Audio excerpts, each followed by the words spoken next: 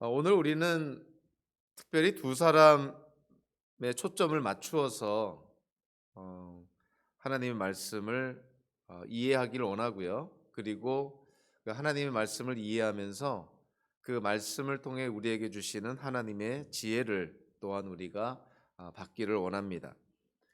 오늘 우리가 함께 풀어나갈 또 인생의 어떠한 사건 속에서 우리가 바라볼 두 사람은 다름 아닌 바울과 마가라는 사람입니다.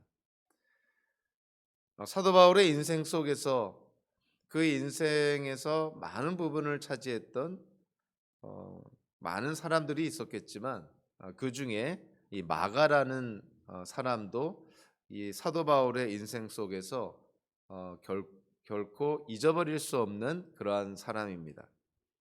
사실 그 사도 바울이 쓴 서신서나 또는 사도행전과 같은 어떤 교회사와 관련된 그런 성경의 본문을 통해서 우리는 이 바울과 마가가 굉장히 많은 사건들을 통해서 서로 얽혀 있다는 것을 우리가 깨닫게 되고요.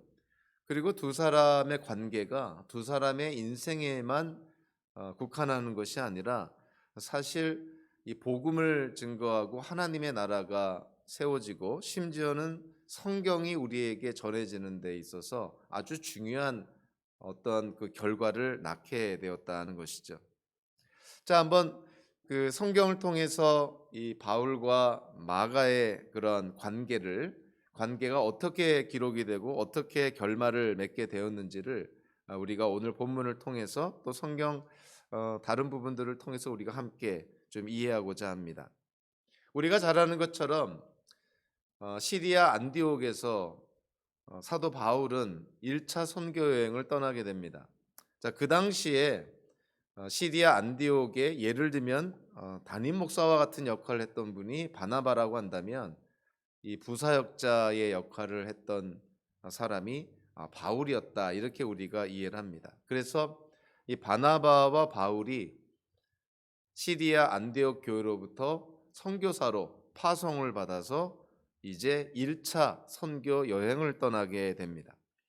이들이 1차 선교 여행을 떠날 때 바나바의 사촌으로 알려진 요한 또는 이 마가라는 청년이 동행을 하게 됩니다. 그래서 바나바와 바울 그리고 이 마가가 1차 선교 여행을 떠나게 되는 것이죠. 이들이 시리아 안디옥을 떠나서 키프로스 섬에 잠깐 들렸다가 드디어 배를 타고 소아시아 반도에 도착을 하게 됩니다.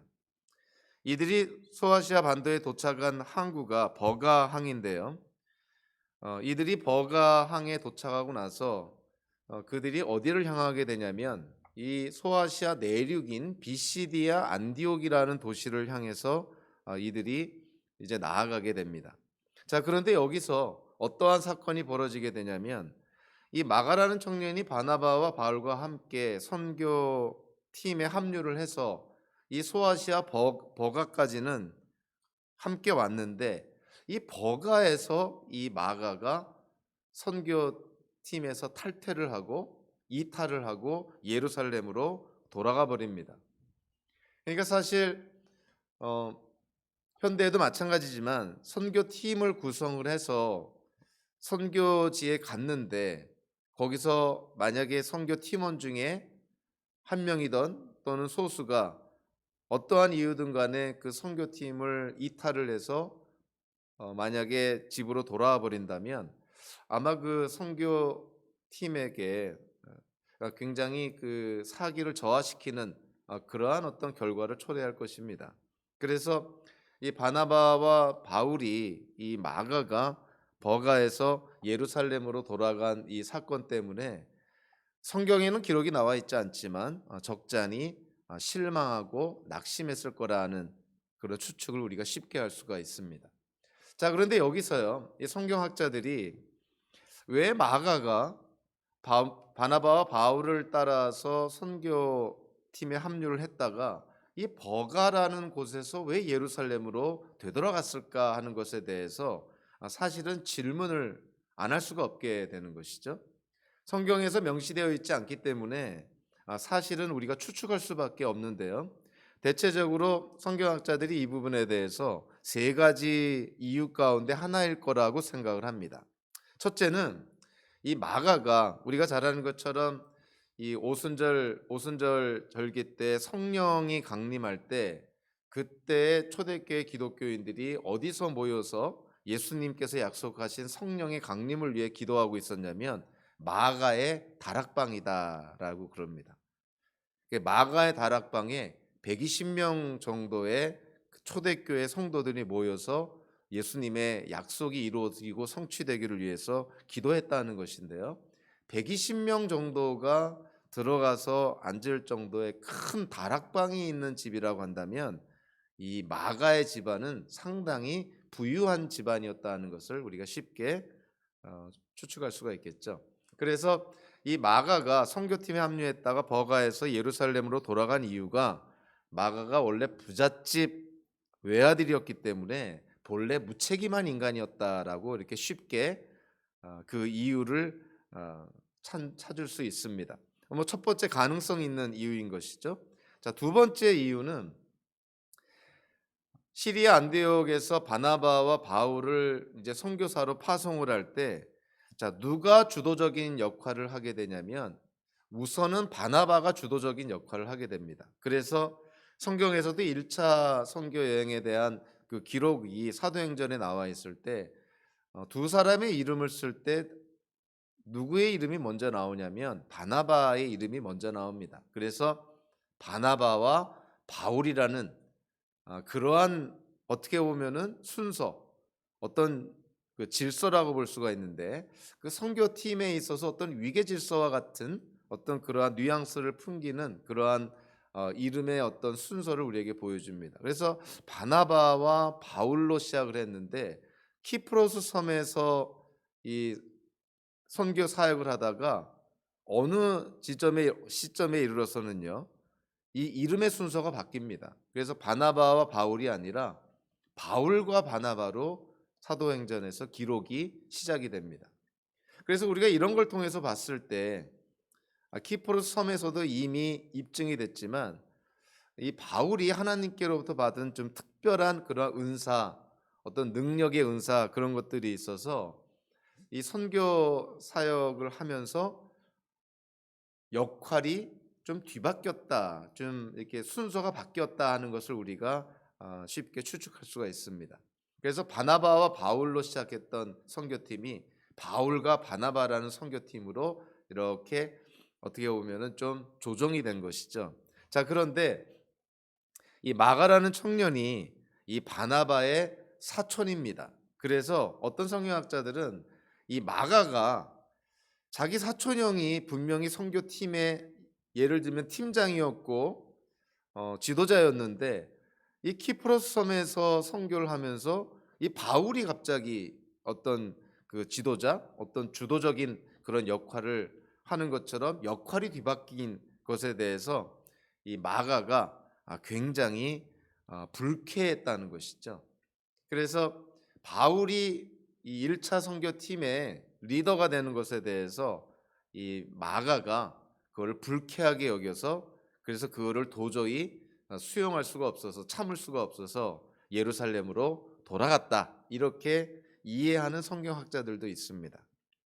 세 번째 그 추측이 그래도 가장 합리적인 가장 가능성 있는 추측이라고 보는데요. 그것은 뭐냐면 자, 이 선교팀이 버가에 도착을 했는데 이 버가에서 그들의 다음 목적지인 비시디아 안디옥이라는 도시로 내륙으로 이렇게 이들이 나아가야 되는데 이 버가라는 도시와 비시디아 안디옥을 가로막고 있는 산맥이 있는데요. 그 산맥의 이름이 토로스 산맥입니다.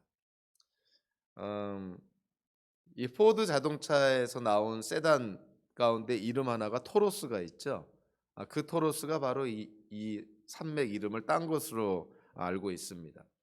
그러니까 버가라는 곳에서 이 토로스 산맥을 넘어서 비시디아 안디옥으로 들어가야 되는데 이 토로스 산맥을 넘으려면요. 이 산맥에 굉장히 그 산들이 높았는데 보통 2,000m에서 3,000m 정도의 아주 높은 그런 산봉우리들이 있는 그런 산맥을 넘었어야 됐다는 것이죠. 지금처럼 뭐 차를 타고 가는 것도 아니고 이들은 도보로 걸어서 토로스 산맥을 넘어야 되는데 시간도 많이 걸릴 뿐만이 아니라 산을 넘는다 그런다면 거기에 또 이 산 곳곳에 강도들이 또 분명히 또 있었을 것이고, 그러니까 상당히 그 토로스 산맥을 넘어서 비시디의 안디옥으로 들어간다는 것은 일종의 목숨을 건 행동과 같았다는 것이죠.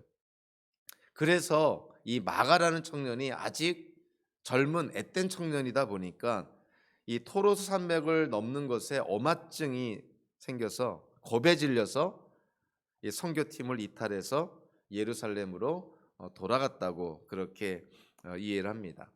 사실 현대에서도요, 그 버가에서 비시디오 안디옥까지를 가려면 거리가 230km나 되고 차를 타고 가도 4시간이나 걸린다고 합니다. 그래서 얼마나 길이 또 꾸불꾸불한지 4시간 차를 타고 가다 보면 이 멀미를 할 정도로 굉장히 험한 그러한 산맥이라는 것이죠.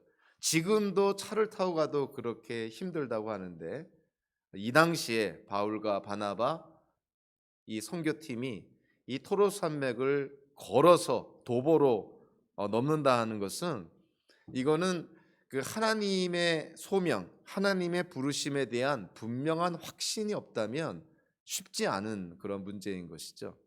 그러니까 이 바울과 바나바는 하나님의 소명을 확신하고 이 서로 토로스 산맥이라는 험한 준령이 있더라도 그것을 넘어갈 그러한 준비를 하고 있었지만, 이 마가라는 청년은 자기 사촌형의 권유, 즉 바나바의 권유로 선교팀에 합류한 거기 때문에 선교사로서의 어떤 하나님께로부터 소명이 있었던 것도 아니고 그냥 사촌형의 권유로 선교팀에 참여했으니 눈앞에 토로스 산맥이라는 엄청난 그런 장벽이 딱 놓여 있으니 이 청년이 겁이 덜컥 난 것이죠. 그래서 이 버가에서 선교팀과 함께 비시디의 안디옥으로 넘어가지 못하고 이들을 떠나서 이 마가가 예루살렘으로 되돌아갔다고 이해를 합니다.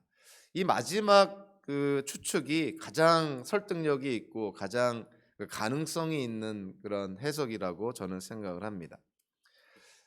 자, 어찌 됐든 바울과 바나바가 1차 선교 여행을 무사히 마치고 다시 시리아 안디옥, 즉 그들의 모 교회에 이제 돌아오게 되는 것이죠. 이들이 1차 선교 여행을 마치고 나서 어느 정도 시간이 지난 후에 그들이 1차 선교 여행 때 개척했던 교회들, 그들이 세운 교회들, 또 그들이 세웠던 공동체가 지금 어떻게 잘 지내고 있는지, 그리고 그 교회 공동체가 지금 잘 세워지고 있는지 우리가 다시 한번 좀 그들을 찾아보자.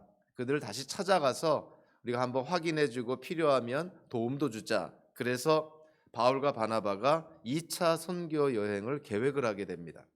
자, 그런데 이들이 2차 선교 여행을 떠나기 전에 하나의 심각한 문제가 발생했는데요. 그게 뭐냐면은 바나바는 2차 선교 여행 때에도 이 마가라는 자기 사촌 동생을 데리고 가자는 것이었어요. 자, 마가가 누구였습니까? 1차 선교 여행 때 그 선교팀을 이탈해서 중도에 이탈해서 예루살렘으로 되돌아가 버린 그런 정말 철없는 청년 아닙니까? 자, 그런데 이 바나바는 그 이름 그 자체가 의미하는 대로요, 이 격려하는 자라는 뜻입니다. 바나바라는 이름이요. 그래서 이 바나바는 상당히 인성이 그리고 성품이 뛰어난 사람이었고, 사실 다소라는 그런 도시에 이 사도 바울이 거기에서 운둔하고 있을 때 다소에 있는 이 바울을 픽업해서 시리아 안디옥에서 사역할 수 있도록 기회를 준 이 장본인이 바로 바나바였어요. 그리고 예루살렘에 있는 예수님의 제자들과 이 바울이 서로 교제할 수 있도록 그 주선을 한 사람도 바나바입니다. 그러니까 사실은 바울이 사역자로서의 발을 내딛는 데 있어서 하나님께 쓰임 받은 도움의 통로가 됐던 사람이 바나바였던 것이죠. 그러니까 인간적으로 생각하면 사실은 이 바울이 바나바한테 빚을 많이 진 것입니다. 자, 그럼에도 불구하고요. 2차 선교 여행을 떠날 때 이 바나바와 바울이 2차 선교 팀을 구성을 하는 데 있어서 바나바가 1차 선교 여행 때 중도 이탈한 자기의 사촌 동생인 마가를 또 데리고 가자 이렇게 제안을 한 거예요. 자, 그런데 이 당시에 이제 바울이 이방인의 사도로서 이제 막 발을 디뎌 가지고 이방인들을 위해서 복음을 전하고 또 타지에 가서 교회를 개척하는 그런 이방인의 사도로 활동하는 초창기 때 사도 바울은 어, 상당히 성품이나 그 인성이 나중에 그 옥중 서신이나 목회 서신서에 나타나는 것처럼 그렇게 성숙한 그런 성품의 소유자는 아직 아니었던 것이죠. 그래서 바나바의 제안을 거절합니다. 근데 바나바는 끝까지 자기의 사촌 동생 마가를 데리고 가자고 했고 바울은 끝까지 반대합니다. 그래서 결국 두 사람이 정말 그 속된 말로 대판 싸우게 됩니다. 어느 정도로 싸우게 되냐면 두 사람이 선교를 같이 할 수 없을 정도로 이 마가라는 청년 때문에 싸우게 돼요. 그래서 결국 바울과 바나바가 2차 선교 여행 때는 한 팀이 아니라 두 팀으로 가게 됩니다. 바나바는 마가라는 자기 사촌 동생을 데리고 1차 선교 여행지였던 키프로스를 가게 되고요. 이 바울은 마가가 아닌 청년 실라를 데리고 바나바와 마가가 키프로스 남쪽으로 갔기 때문에 이 바울과 실라는 거기에 반대 방향인 북쪽을 향하여서 선교 여행을 떠나게 됩니다. 그래서 사실 이 바울에게 있어서 마가라는 청년은 정말 뭐 철도 들지 않은 너무나 미숙한 아직 뭐 신앙도 그렇게 성숙하지 않았고 하나님께로부터 어떤 사역자로서 소명을 받았다고 볼 수도 없는 너무나 미숙한 앳된 그런 철없는 청년에 불과했던 것이죠. 자, 그래서 이 마가 때문에 바울과 바나바가 결국은 사이가 벌어지게 되고 그래서 선교팀도 두 팀으로 나누어서 바나바와 마가는 남쪽으로 그리고 바울과 실라는 북쪽으로 선교를 떠나게 됩니다. 자, 사도행전에서는요. 이 바나바와 마가에 대한 선교 기록은 거의 없습니다. 그렇지만 이제 2차 선교 때부터는 이제 바울과 실라의 그런 선교에 대한 기록이 이제 이 사도행전에 자세하게 기록이 되어 있는데요. 이 바울과 실라가 그 북쪽 내륙으로 올라가다가 우리가 잘 아는 것처럼 그 마케도니아 환상을 사도 바울이 보게 되고 그 마케도니아 환상을 통해서 이 바울 선교팀이 유럽으로 건너가게 됩니다. 즉 그리스 반도로 들어가게 되죠. 그래서 마케도니아라는 그리스 반도로 들어가게 되고 그래서 사도 바울이 그 유럽에 복음을 전하게 되고요. 빌립보라는 그 교회를 개척을 하고 데살로니가 교회를 개척하고 나중에는 아테네, 고린도까지 가게 되고 결국에 가서는 이 사도 바울이 3차 선교 여행을 또 가게 되면서 끝내는 로마까지 가게 되는 어떤 그러한 그 선교의 과정을 겪게 됩니다.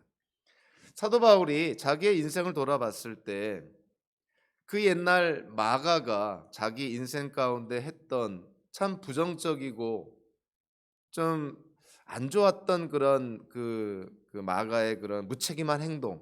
자, 그런데 그 마가의 무책임한 행동이 나중에 돌아보니까 결국 바울로 하여금 마케도니아 환상으로 유럽으로 복음을 전하게 되고 나중에는 로마까지 가게 되는 어떠한 그러한 그 결과를 낳게 된 것이죠. 그러니까 무책임한 마가의 행동까지도 하나님께서 그와 같은 것까지도 사용하셔서 결국 하나님의 뜻을 사도 바울을 통해서 이루시고 성취하시는 것을 이 사도 바울이 깨닫게 됩니다. 그러니까 마가의 그런 무책임한 처신이 물론 잘한 것이 아니지만 사도 바울의 인생 속에서 그 마가의 그 무책임한 그 행동이나 처신이 결국은 합력하여서 선한 열매와 결실을 맺었다는 것을 이 사도 바울이 깨닫게 됩니다. 그러니까 인간적인 생각으로 마가를 바라보면 정말 다시는 상종하고 싶지 않은 너무나 미숙하고 무책임한 청년이었지만 하나님 중심적으로 바라보니까 그 마가의 그런 행동 하나하나가 결국은 하나님의 뜻을 이루고 성취하는데 쓰임 받았다는 거예요. 자, 그래서 이 바울이 마가를 바라보는 시각이 자기 중심이 아니라 하나님 중심적으로 바라보면서 마침내 바울과 마가의 관계가 새로운 단계로 들어갔다는 것을 우리는 성경을 통해서 간접적으로 추측할 수가 있습니다. 이와 유사한 그런 아주 대표적인 그 성경의 또 다른 사건이 있는데요. 그것은 우리가 잘 아는 창세기에 있었던 사건이죠. 요셉이 형들의 그런 시기와 질투 때문에 이집트로 노예로 팔려가지 않습니까?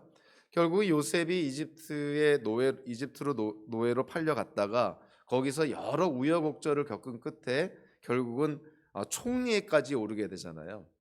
그때 세상에서는 특히 이집트나 이 가나안 땅 지중해 연안 이쪽에서는 극심한 가뭄이 들어왔고, 그래서 이 가나안 땅에 있었던 요셉을 노예로 팔아넘겼던 요셉의 형제들이 그 식량을 살기 위해서 이집트로 내려오게 되는데, 그때 이집트의 총리가 바로 요셉이었던 것이죠.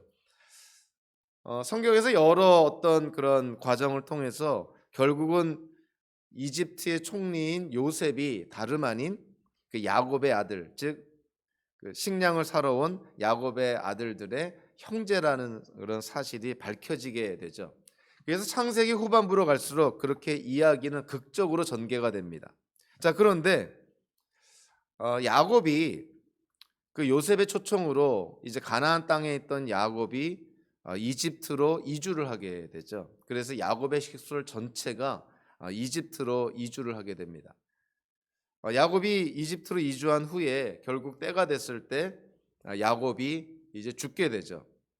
자, 아버지가 죽게 되니까 제일 불안해하는 사람들이 누구였냐면 바로 야곱의 아들들, 또 요셉의 형제들인 것이죠. 왜냐하면 요셉의 형제들이 요셉을 노예로 팔아넘긴 그러한 악한 짓을 저질렀기 때문에 아버지가 살아있을 동안에는 요셉이 자기들에게 복수를 안 했지만 아버지가 이제 죽고 났으니 지금 이집트의 총리로 있는 요셉이 자기네들에게 복수를 할지 모른다는 그러한 두려움 같은 것을 갖게 됩니다.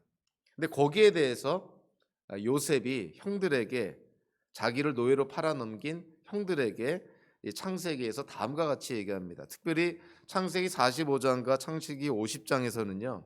요셉의 아주 뛰어난 그러한 하나님 중심적인 그런 관점, 하나님 중심적인 어떤 그러한 이해, 이런 것들을 우리에게 보여주는데, 우리 먼저 창세기 45장에 보면 이 두려워하는 그런 이 요셉의 형들에게 요셉이 다음과 같이 얘기를 합니다.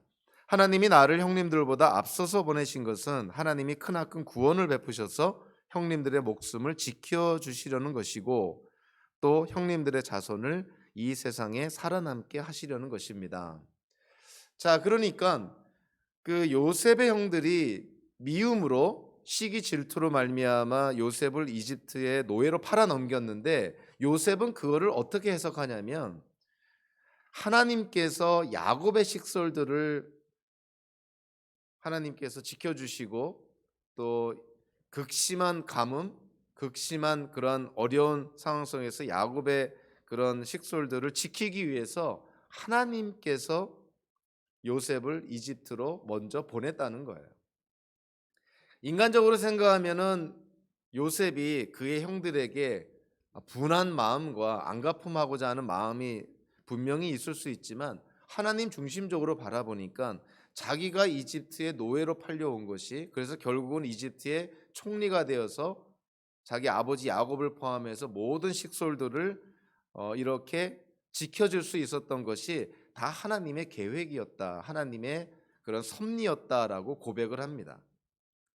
또한 창세기 50장 그 20절에서도요 아주 유명한 말씀을 하죠. 이 요셉이요, 두려워하지 마십시오. 내가 하나님을 대신하기라도 하겠습니까? 형님들은 나를 해치려고 하였지만 하나님은 오히려 그것을 선하게 바꾸셔서 오늘과 같이 수많은 사람의 생명을 구원하셨습니다. 이렇게 요셉이 고백을 합니다. 그러니까 요셉은 자기에게 일어났던 일들을 인간적인 자기중심적인 그런 시각으로 바라보질 않고 철저하게 하나님 중심적으로 바라봅니다. 그래서 자기가 노예로 이집트에 팔려와서 총리가 되어서 아버지인 야곱을 포함해서 야곱의 모든 식솔들을 이집트로 이렇게 이주케 해서 그들을 지켜주고 보호해주고 한 이 모든 일어나는 일들이 다 하나님의 섭리였다. 그러니까 요셉이 형들에게 안심을 시킵니다. 비록 요셉의 형들이 요셉을 이집트의 노예로 판 것은 분명 하나님 앞에 죄가 되는 행동이었지만 그것조차 하나님이 사용하셔서 선을 이루셨다는 것이죠.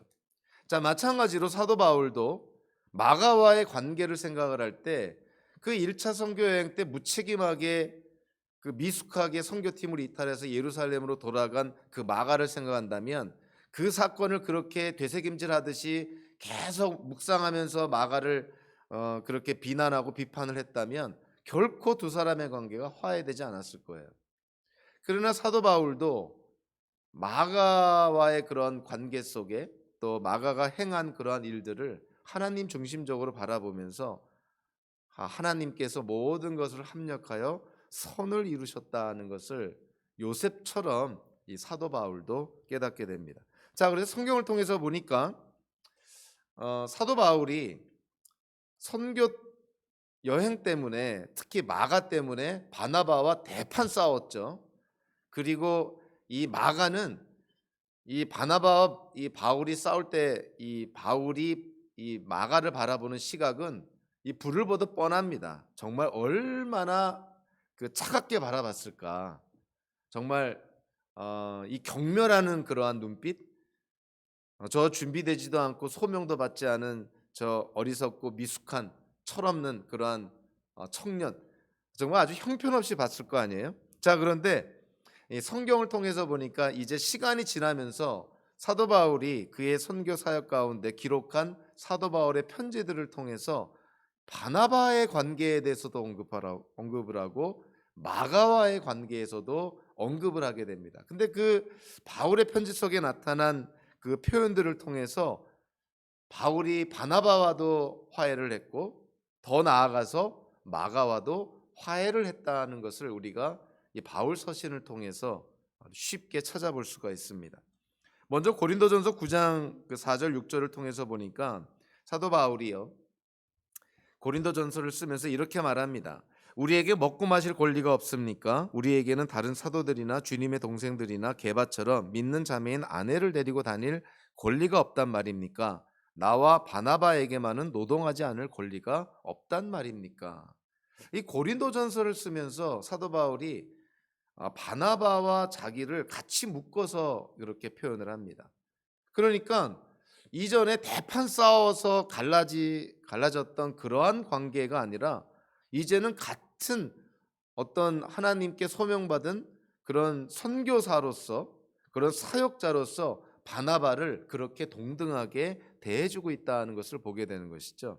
그래서 이러한 그 편지에 나타난 표현들을 통해서 이 바울과 바나바가 우리는 뭐 언제 어떠한 사건을 통해서 화해했는지는 우리는 모르지만 분명 이 고린도전서를 쓸 때는 이미 이 바울과 바나바가 화해가 된 상태임을 우리가 쉽게 우리가 추측을 할 수가 있습니다.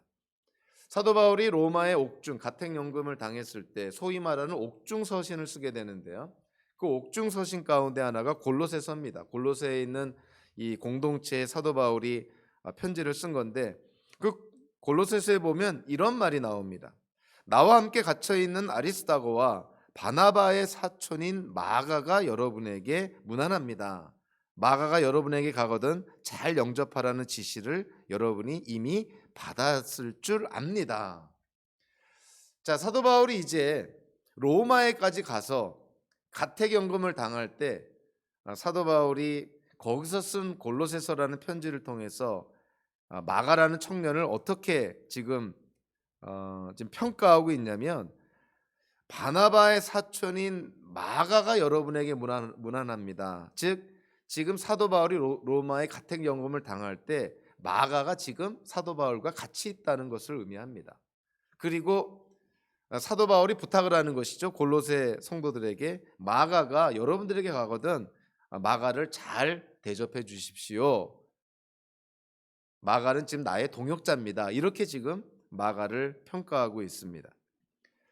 골로새에 살고 있는 빌레몬이라는 사람에게 쓴 빌레몬서 24절에 보면 사도 바울이 또 이렇게 표현합니다. 나의 동역자인 마가와 아리스다고와 데마와 누가도 무난합니다. 자, 마가를 어떻게 표현합니까? 나의 동역자인 마가, 이렇게 표현합니다. 이제는 철없는 청년, 무책임한 청년, 정말 형편없는 그런 청년이 아니라 사도 바울에게 있어서 자기에게 아주 필요한 사람, 동역자라는 것이죠. 그리고 오늘 보면 디모데후서 4장 11절, 디모데후서는 사도 바울이 죽기 전에 2차로 로마의 감옥에 갇혔을 때 쓴 사도 바울의 마지막 서신서입니다. 그러니까 사도 바울이 네로에 의해서 처형당하기 전에 쓴 마지막 서신서, 그 디모데후서 4장 11절에 사도 바울이 이렇게 말합니다. 그대가 올 때에 마가를 데리고 오십시오. 그 사람은 나의 일에 요긴한 사람입니다. 마가가 사도 바울의 사역에 아주 중요한 사람이다. 자기의 어떤 사역에 큰 도움을 주고 있는 사람이 마가다, 이렇게 얘기를 합니다.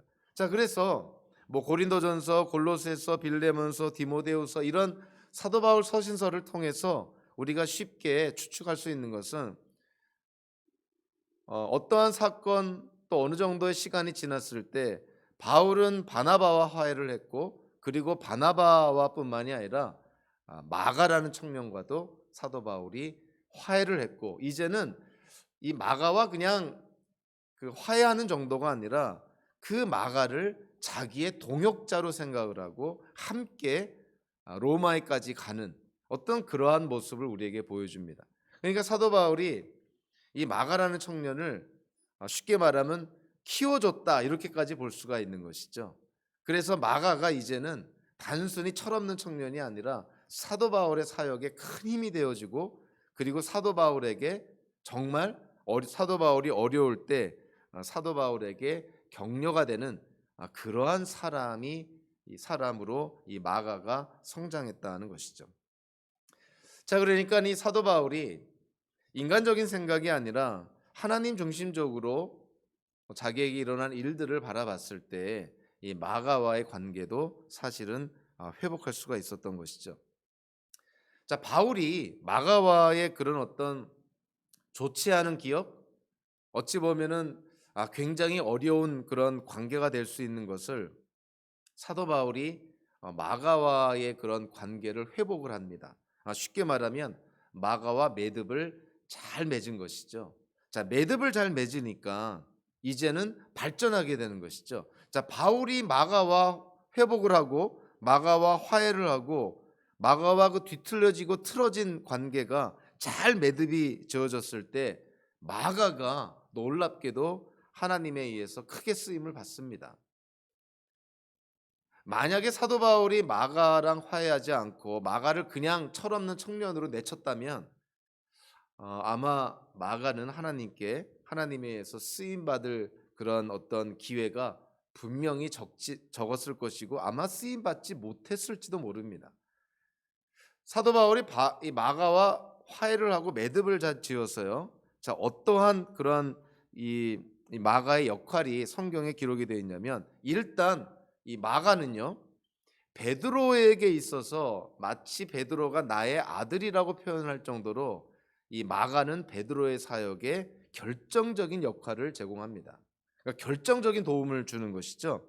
자, 베드로전서 5장 13절에 보니까 자, 베드로가 이렇게 말합니다. 여러분과 함께 택하심을 받은 바빌론에 있는 자매교회와 나의 아들 마가가 여러분에게 문안합니다. 사도 베드로가 마가를 자기의 아들이다 이렇게 표현할 정도로 베드로의 사역에 마가의 역할은 대단했다는 것이죠. 사실 이 베드로는 이렇게 교육을 많이 받지 못한 그런 어부 출신입니다. 그래서 헬라어라든가 라틴어 같은 거를 잘 몰랐던 것이죠. 그래서 베드로가 뭐 헬라어 문화권이나 라틴어 문화권에 가서 복음을 전하고 사역을 할 때 베드로의 통역을 담당했던 사람이 마가라고 알려지고 있고요. 또 베드로 전서와 베드로 후서도 이 마가가 대필한 것으로 그렇게 알려지고 있습니다. 베드로가 마가를 향하여서 나의 아들이다라고 부르는 것 자체가 마가가 베드로의 사역에 얼마나 중요한 역할을 담당했는지 우리가 쉽게 이해를 할 수가 있고요. 더 나아가서 사복음서 중에 하나인 마가복음을 이 마가가 기록을 합니다. 자, 그러니까 이 초대교회에 있어서 이 마가의 역할이라는 것이 정말 굉장히 중요한 그러한 역할이었다는 것을 우리가 깨닫게 되는 것이죠. 초대교회에 있어서 없어서는 안 될 아주 중요한 인물이 되었습니다. 만약에 바울이 이 마가라는 그런 청년과 그 나쁜 기억, 나쁜 경험 때문에 그를 외면하고 그를 키워주지 않고 그를 사역자로 중용하지 않았다면 마가가 어떻게 이렇게 크게 쓰임 받을 수 있을까 생각하면 사실은 바울의 그런 그 마가와의 그 화해 매듭을 잘 맺은 것이 아주 큰 역할을 했다는 것이죠. 결국은 바울은 마가와 아주 잘 화해를 하고 그리고 그와 매듭을 잘 짓고요. 더 나아가서 그를 아주 중요한 사역자로 중용을 하고 그를 동역자로 삼아줍니다. 그래서 마가는 이 바울과뿐만이 아니라 베드로와도 아주 긴밀한 그런 사역을 하게 되고 초대교회에 아주 중요한 역할을 담당하는 그러한 중요한 인물이 된 것이죠. 이 바울과 이 마가의 관계를 통해서 우리가 한번 생각해 볼 수 있는 것이 자, 우리의 인생 속에서도 여러분의 인생 가운데서도 그리고 제 인생에서도요. 마가와 같은 그러한 인물들이 분명히 있습니다. 우리에게 어떤 때는 경제적인 그러한 어려움을 손실을 끼친 그러한 마가가 있을 수도 있고 우리의 명예를 해친 그런 마가가 있을 수도 있고요. 우리가 베푼 호의를 배신으로 갚는 그런 아주 철면피 인면수심의 그런 마가가 있을 수도 있습니다. 그 어떤 마가를 생각하면 밤잠을 설치고 배신감에 치를 떨 수도 있습니다. 자, 그런데 요셉을 이집트의 노예로 팔아넘긴 그 야곱의 아들들, 요셉의 형제들, 요셉은 그들을 정죄하고 그들에게 복수하지 않고 하나님 중심적으로 그에게 일어난 모든 일들을 바라보면서 사실 하나님을 신뢰하기 때문에 그런 아픔과 상처도 잘 극복을 합니다. 바울도요, 마가를 생각하면 인간적으로 생각하면 정말 다시는 동역하고 싶지 않은 다시는 하나님의 일을 하고 싶지 않은 그러한 대상 중에 하나가 마가였던 것이죠. 요셉은 그의 형제들과 매듭을 잘 맺습니다. 바울도 마가와 매듭을 잘 맺습니다. 우리는 분명히 성경을 통해서 그리고 우리의 인생을 통해서 깨닫는 것은 하나님께서는 언제나 사람과의 만남을 통해서 역사를 합니다.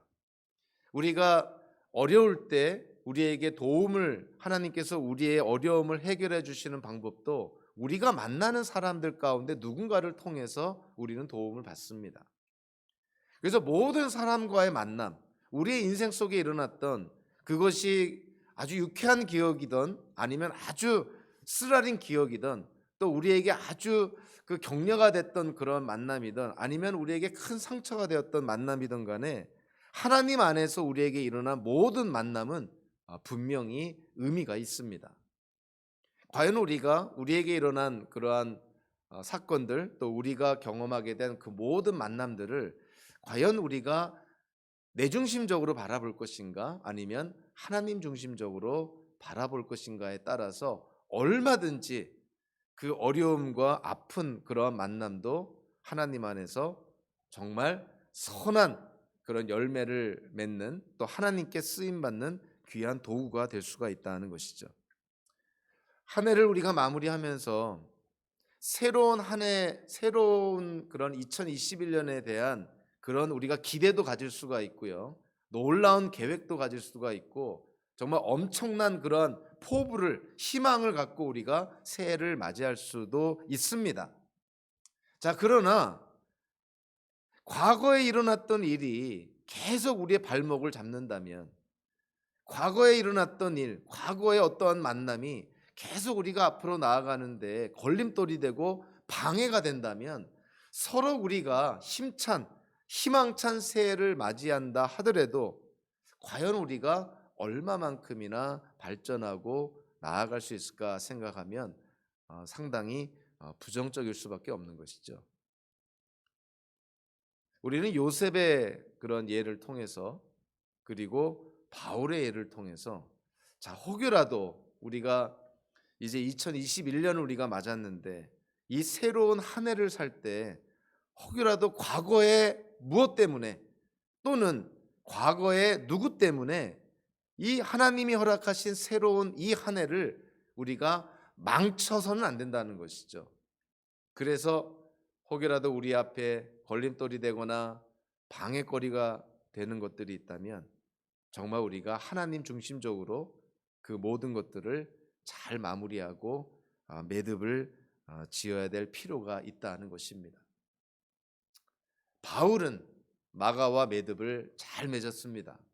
그래서 바울도 사역에 마가의 도움으로 풍성한 열매를 맺었고요. 마가 또한 이 바울과 매듭을 잘 맺고 바울에 의해서 잘 준비가 되어서 훗날에 베드로 사역에 큰 역할을 감당하고, 더 나아가 마가복음이라는 복음서까지 기록할 정도로 하나님 나라를 위해서 마가는 크게 쓰임을 받습니다. 저와 여러분들 이제 새해를 맞아서 우리가 힘차게 발걸음을 내디뎌야 될 텐데요. 혹여라도 우리가 아직도 매듭 짓지 못한 그런 마가와 같은 그러한 존재가 있다면, 물론 힘듭니다. 물론 어렵지만 하나님께 우리가 힘과 지혜를 받아서 혹여라도 우리의 인생 속에 그 어떤 마가가 있다면 그 마가와 매듭을 우선은 잘 맺어야 될 것이고요. 그러고 나서 우리가 새해를 힘차게 출발하고 내딛는 그런 저와 여러분들 되시기를 주님의 이름으로 축원합니다. 기도하겠습니다.